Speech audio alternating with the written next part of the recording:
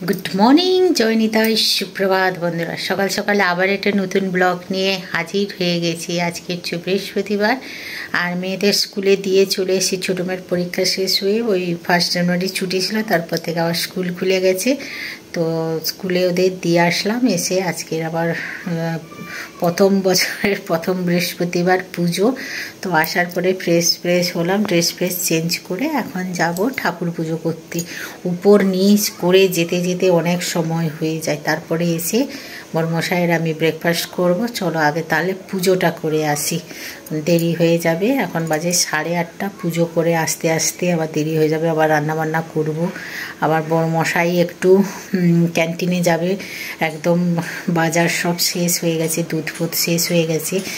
আর একবার তুলে আনলে অনেকটা দিন হয়ে যায়, 2-3 মাস হয়ে যায়, তো সেরকম বাজার যাবে। তারপরে আমি দুপুরে রান্নাবান্না করব। আবার মেয়ের আবার 1-1:30টায় ছুটি হবে, ক্যান্টিন থেকে হয়ে আবার মেয়েকে আনতে যাবে। চলো বেশি দেরি না করে পুজোটা করে নিই। পুজোটা আমার হয়ে গেছে, বই ফই পড়ে নিয়েছি। পড়ে আজকে ঘট উপরে রেখে দিয়েছি সিংহাসনে, আর একটু বুঁদে ভোগ দিয়েছি, ধুনো দিয়েছি। বড়মশাই ছাতে ছিল, বাগানের গাছে জল দিচ্ছে, করলে হয়তো ভিডিওটা করে দিত, তাচ্ছে নিজেই। আর বললাম না, ছাড়ো, বইটা পড়ে নেই ভালোভাবে, ভিডিও করতে বলবো, একবার ভিডিও করো এই করো করতে থাকবে। তারপরে এই যে দেখো, এদিকে আমি আগে আমার সিংহাসনে লক্ষ্মী নারায়ণ ছিল আর লক্ষ্মী গণেশের ফটো ছিল, তো আমি এখন বললো যে সিংহাসনে একটা জায়গায় লক্ষ্মী ঠাকুর অনেকগুলো রাখা উচিত নয়, তো সরিয়ে আমাদের না ঠাকুর ঘরে কি সুন্দর করে স্ল্যাব করা আছে, তার মধ্যে আমি সব ঠাকুরগুলোকে সরিয়ে দিয়েছি। দিয়ে সিংহাসনে শুধু ধনলক্ষ্মী আছে আর লক্ষ্মী গণেশের একটা মূর্তি আছে, আর এদিকে রাধা কৃষ্ণ ফটো আছে। সব আমাদের ঠাকুর ঘরে শুধু গণেশ, লক্ষ্মী নারায়ণ, রাধা কৃষ্ণ, এই সব ফটোই আমাদের ঠাকুর ঘরে শুধু। কেমন লাগলো আজকের পুরো ঠাকুর ঘরটা তোমাদের ঘুরে দেখালাম আমি। প্রেম সে বলো রাধে রাধে, খুব ভালো হয়েছে, কমেন্ট করো। পরে দুজনের ব্রেকফাস্ট নিয়েছি। এই যে আজকে ফুলকপি মটরশুঁটি দিয়ে টমেটো আর দিয়ে তরকারি করেছিলাম মাখা দিয়ে, যে রুটি নিয়ে নিয়েছি আর গরম গরম চা। আর আগের দিন একটু চিতই পিঠা করেছিলাম, তার একটু আছে, ব্যাটার করে রেখেছি। আজকে একটু নতুন পদ্ধতিতে চিতই পিঠা একটা করলাম, তাই তোমাদের সাথে রাতে শেয়ার করব, এখন নয়।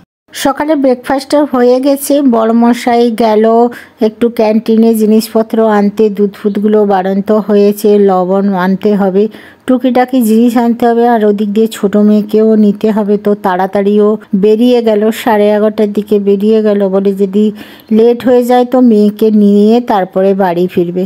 আর যেহেতু বৃহস্পতিবার নিরামিষ আমাদের, আর একটু বানাবো, একটু রুটি বানাবো, আজকের একটু ইচ্ছা আছে। অনেক দিন থেকে শীতে আমাদের একদম মক্কাই আটা খাওয়া হয়নি, পাচ্ছিলাম না, তো বড়মশাইকে বলে আবার চাকি থেকে একটু মক্কাইয়ের আটা নিয়ে আসলাম, ওর রুটি করব আর একটু পালং শাক পনির করব, মানে পালক পনির বানাবো। ছোটো মেয়েটা পালক পনির খেতে খুব ভালোবাসে বলে মা একবার বানিয়ে রেখে দিয়েছে, আর করলে না। তো সেদিন বড়মশাই পনির নিয়ে এসেছিল, তো সেই পনিরটা আছে। আমার একদম পনির খেতে ভালো লাগে না। এদিকে পালং শাক পেস্ট করে নিরামিষ সব কিছু মশলা দিয়ে কষিয়ে নিয়েছি, আর একটু কিন্তু পনির এর মধ্যে ক্র্যাশ করে দিয়ে দিয়েছি, ভালো লাগবে। গোটা পনির তো আর এর মধ্যে মিশবে না।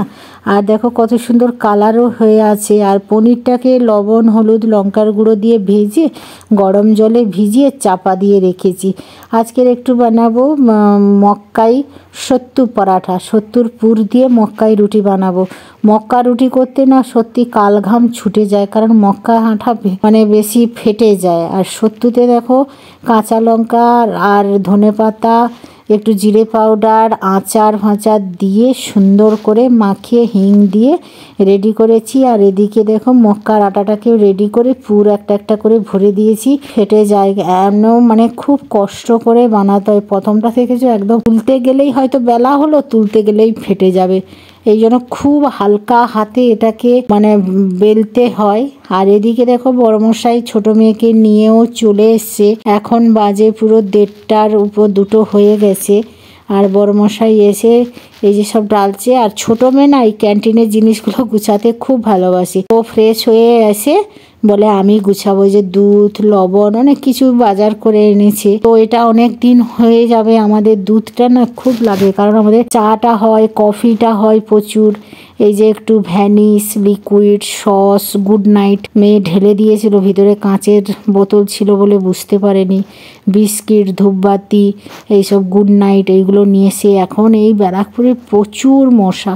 সত্যি মশাগুলো কেমন গুড নাইটের উপরে বসে থাকে, কি জ্বালা এখানকার। যেমন বাইরে থাকলে মশাগুলো শীতকালে দেখা যায় না, এখানে 12 মাস 30 কাল। আর উপর নিচ গুড নাইট জ্বালতে হয় মেয়েদের কাছে, আমাদের কাছে সব গুড নাইট। আর এই যে দেখো টয়লেট ক্লিনার, তারপরে ভ্যানিশ, বিস্কিট, সস, আর ধূপটাও, আর এগুলো রুম পরিষ্কার করার ফিনাইল। ধূপটাও আমাদের প্রচুর লাগে, উপর নিচ করে অনেকগুলো জ্বালতে হয়। আর এক বস্তা দেখো একদম ম্যাগি তুলে এনেছে, কোনো কিছু শরীর খারাপ হলে একটু ম্যাগি খেয়ে নিল।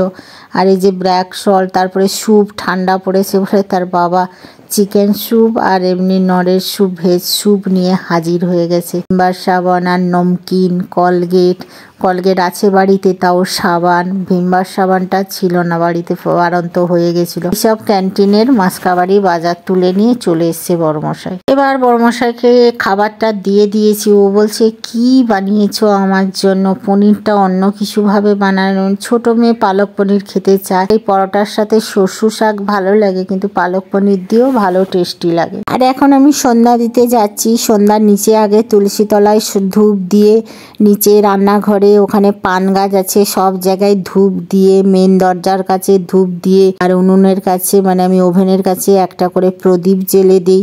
যেহেতু মা অন্নপূর্ণা, একটা ইচ্ছা আছে একটা মা অন্নপূর্ণার ফটো লাগানো। মেয়ে আসার পরে মানে একাডেমিতে চলে এসছে, ওর বাবা নিয়ে এসে ওকে একটু রাতে আমরা লুচি ঘুগনি করব, ঘুগনিটা হয়ে গেছে আর আটা মাখিয়ে রেখেছিলাম, দুটো লুচি বানিয়ে দিলাম। আর এদিকে আমি চাটাও, সন্ধ্যের চা বসিয়ে দিয়েছি, মেয়ে খেতে খেতে চাটাও হয়ে গেলে চাটা ছেঁকে আমরা খেয়ে নেব।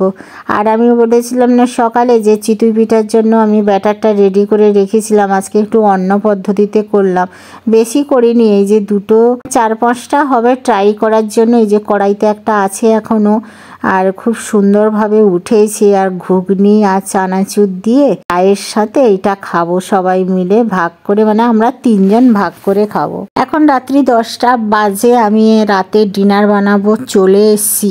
আর মেয়েগুলো বললো মা আর খেতে ইচ্ছে করছে না, আমি না একটু রাত্রে যাই হোক একটু ঘুগনি 1-2টো লুচি যাই হোক খেয়ে নে। মেয়ে আটার লুচি হয়, আমাদের ময়দার লুচি খায় না আমার ছোট মেয়ে, বড় মেয়ে ভালোবাসে। বড় মশাই এখন সুগারের জন্য খায় না ময়দার লুচিটা, বা লুচিও পছন্দ করে না, 2-3 পিস খাবে।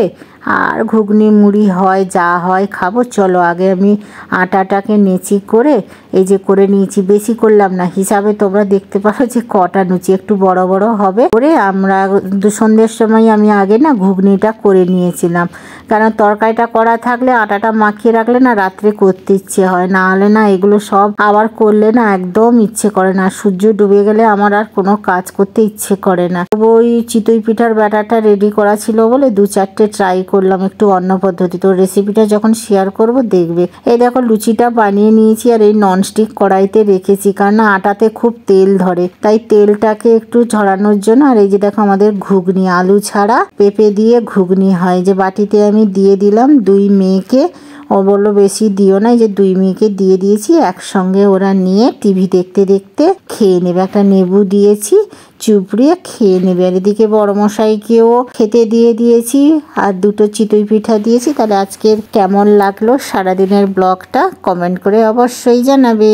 বন্ধুরা রাতের খাওয়া দাওয়া হয়ে গেছে, কাজ সব কমপ্লিট হয়ে গেছে, থালা বাসন ধুয়েছি, ঠান্ডায় না হাতগুলো কনকন করছি, এতক্ষণ পরে ঠান্ডা লাগছে তাই সোয়েটারটা পরে নিয়েছি।